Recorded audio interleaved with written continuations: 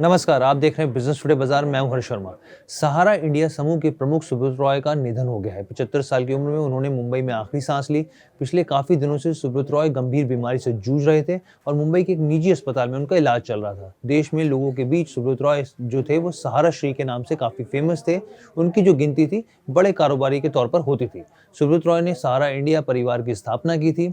सुब्रत रॉय सहारा के निधन के बाद मौजूदा वक्त में सबसे बड़ा सवाल यही है कि अब छोटे निवेशकों का क्या होगा? क्या उनका पैसा वापस मिल सकेगा? क्या उनका पैसा डूब जाएगा? आइए समझते हैं। तो सबसे पहले आपको बता दें कि देश भर में लाखों निवेशकों का पैसा जो सहारा ग्रुप की 4 कोऑपरेटिव सोसाइटीज में फंसा हुआ था। सहारा इंडिया में निवेश की मैच्योरिटी पूरी होने के बाद भी लोगों का पैसा वापस नहीं मिल रहा था।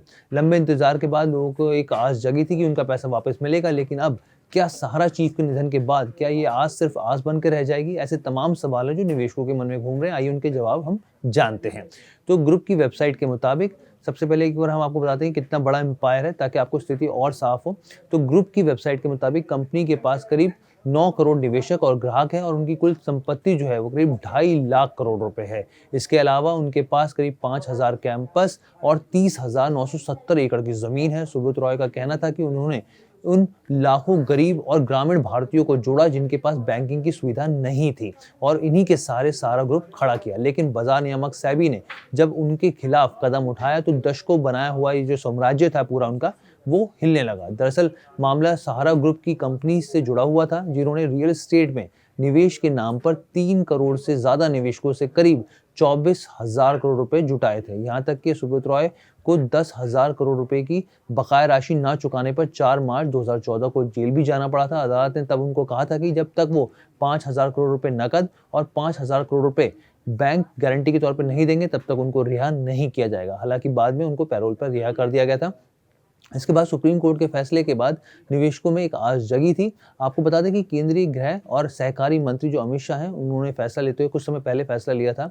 तो सहारा रिफंड पोर्टल लॉन्च किया था और इसके बाद करीब 10 करोड़ निवेशकों को बड़ी खुशखबरी मिली थी। इसके तहत उन निवेशकों का पैसा वापस मिलना शुरू हुआ था जिनकी स्कीम के मैच्योरिटी की रकम पूरी हो चुकी थी, क्योंकि जिनकी स्कीम्स की मैच्योरिटी की रकम पूरी हो गई थी, मैच्योरिटी पूरी हो गई थी, उनको पैसा मिलना शुरू हो गया था। इन निवेशकों में सबसे ज्यादा बिहार, झारखंड, उत्तर प्रदेश और मध्य प्रदेश से लोग थे। केंद्रीय सहकारी मंत्री के जरिए लॉन्च की गई पोर्टल में शुरुआती चरण में करीब 10,000 रुपए तक का दावा किया जा सकता था। ऐसे करीब 4 करोड़ निवेशक हैं जो कि 10,000 रुपए तक के पाने के योग्य हैं या फिर पात्र हैं, यानी 10,000 रुपए अगर उन्होंने इन्वेस्ट किया था तो वो उनको वापस मिल रहे हैं। तो केंद्रीय सहकारी मंत्री अमित शाह की पहल के बाद से सहारा इंडिया की कोऑपरेटिव सोसाइटीज में जमा छोटे निवेशकों को करोड़ों रुपए की जमा पूंजी लौटाने की प्रक्रिया अब शुरू हो चुकी है। और उस वक्त के दौरान अमित शाह ने साफ तौर पर कहा था कि अब तक करीब 18 लाख निवेशकों ने CRCS सहारा रिफंड पोर्टल, इसको याद रखिएगा, CRCS सहारा रिफंड पोर्टल पे रजिस्ट्रेशन कराया। उनका साफ तौर पे कहना था। और अगर आपने भी अभी तक रजिस्ट्रेशन नहीं कराया, आपका पैसा फंसा हुआ है, तो आप CRCS सहारा रिफंड पोर्टल पर जा सकते हैं और रिफंड के लिए अप्लाई कर सकते हैं। और आपके पास तमाम इस तरह के सबूत होने चाहिए जो जिससे आपकी बात सही साबित हो सके।